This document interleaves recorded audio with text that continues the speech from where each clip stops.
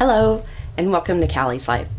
Today I am going to make some Texas style chili, and I'm going to use ground venison instead of hamburger. So a little bit of a flavor variation. I'm just going to start off by walking you through some of the spices that I'm going to use, and then we'll get cooking.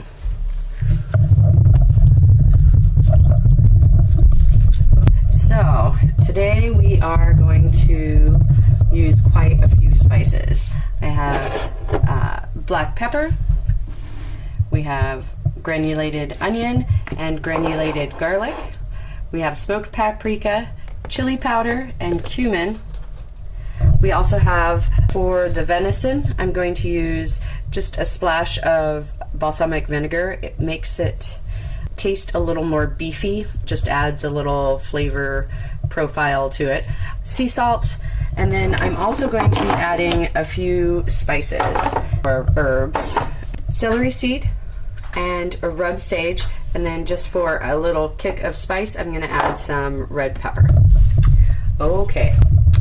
I'm going to start off chopping up some green peppers and onions to add to the venison burger, just to add another flavor component. This is going to end up being a crock pot meal. So I brown the meat and the onions and green peppers, then I can just add everything to the crock pot and let it simmer and turn into delicious Texas chili.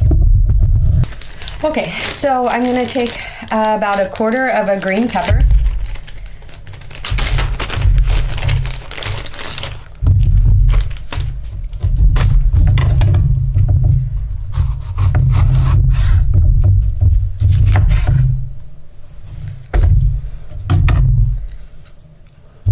And I've already rinsed everything.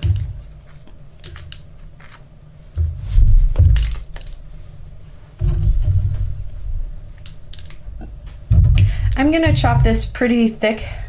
I want to be able to see the green peppers in there, so I'm going to do a nice dice, a nice chunky dice.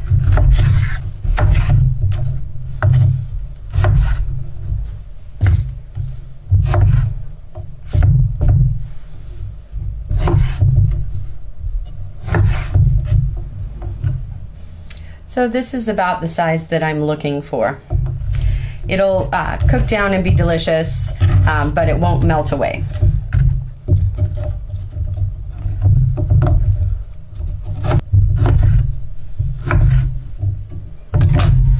Okay, so I've got my nice green onions. Just move that off to the side.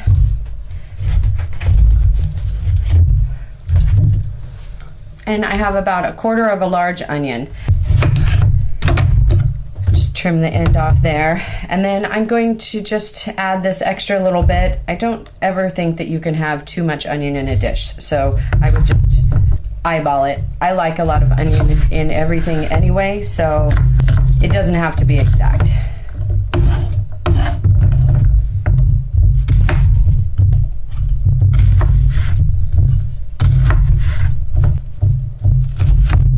Okay, so I've got probably about a cup of onions and about 3/4 cup of green peppers. And now I'm going to walk over to my hot pan that I'm going to cook these down with the venison burger. I've added about a tablespoon of bacon fat. Now remember, when you're cooking with venison or game meats, they are lean, so you can add extra fat to give it a little bit more flavor and substance. And the browning process will go quite a bit better. So we'll just get this going. Okay, I think that we're just about ready. I'm going to put an onion in there, and is ready when you see that the onions are bubbling. So I'm going to go ahead and start the pan off with the onions and peppers.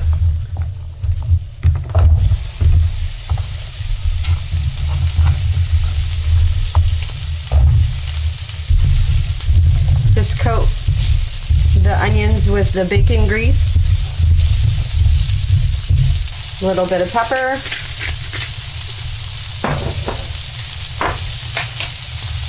and salt.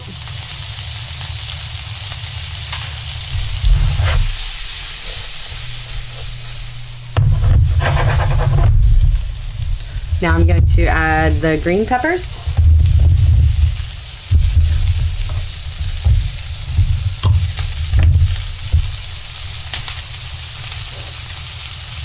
A little bit more salt and pepper.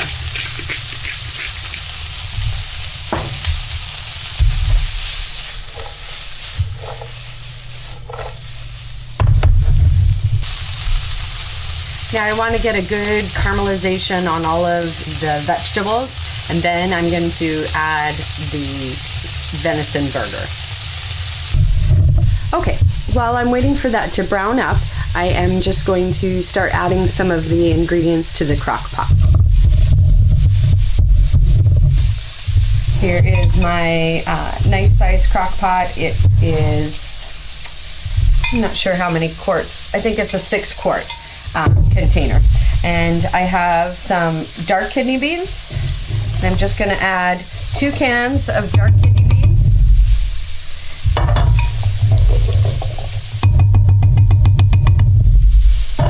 And then I have 1 can of a light kidney bean.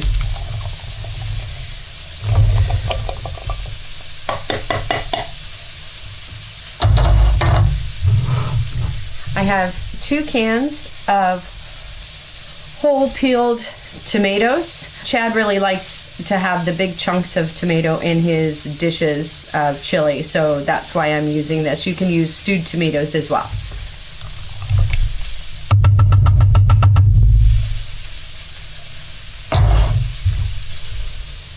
And 2.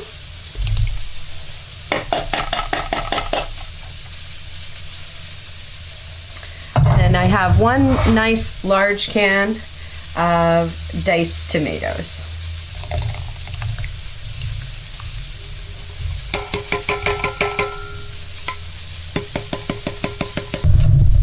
Okay, so I'm starting to see some color on the onions and green peppers, so I'm getting ready to add the ground beef.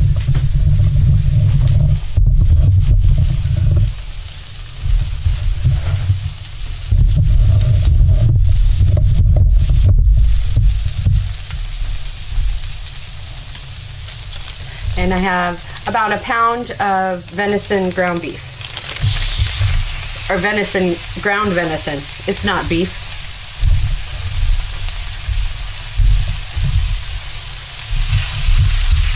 I'm just going to break this up a little bit and incorporate it with the onions and peppers.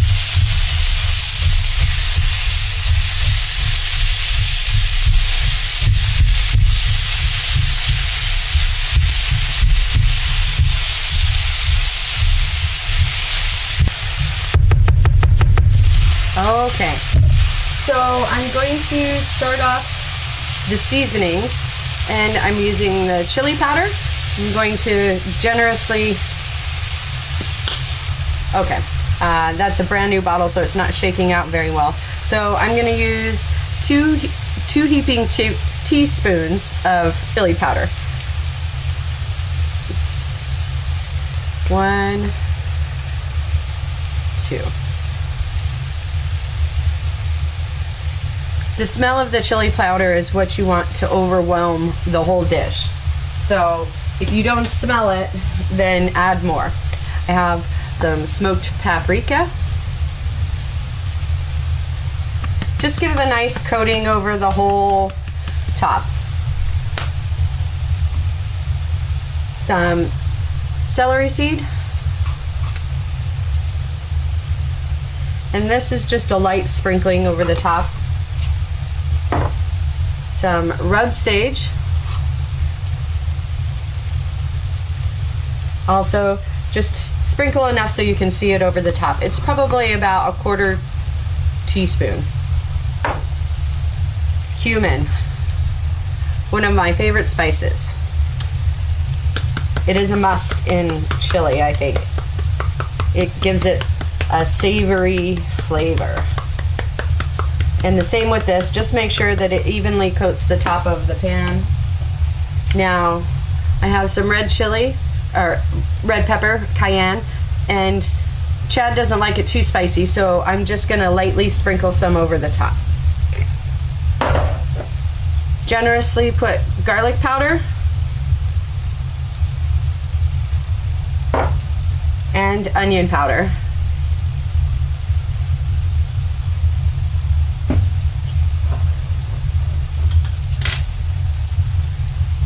One good pinch of salt and cracked ground pepper.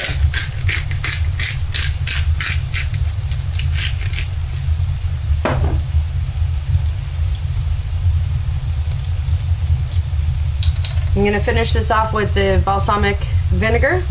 I'd use about a tablespoon.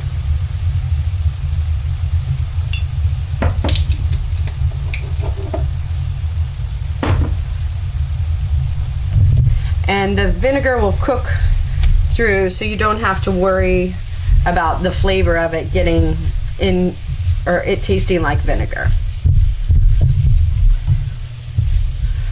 If you use balsamic vinegar to enhance meat, it will make it taste like a better cut. So say you have a bottom roast and you're making just a roast, it'll make it taste like a pot roast instead. Like, it'll just elevate the flavor, like a better quality of meat. All right, I'm just gonna let this cook a little bit more, give it a little bit more brown crispiness.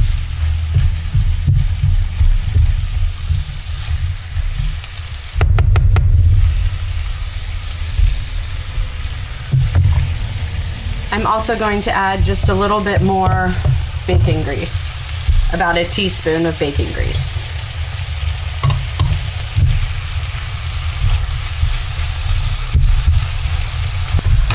I'm going to add my cheater bouillon, beef bouillon, and I really like this Knorr product. It always gives a really nice flavor.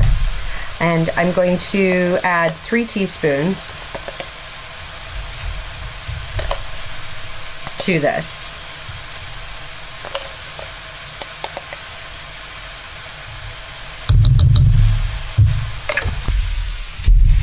Okay, our meat is done, and I'm just gonna slide that right in there. This is gonna be a nice full pot of chili. Just incorporate this in. Smells delicious already.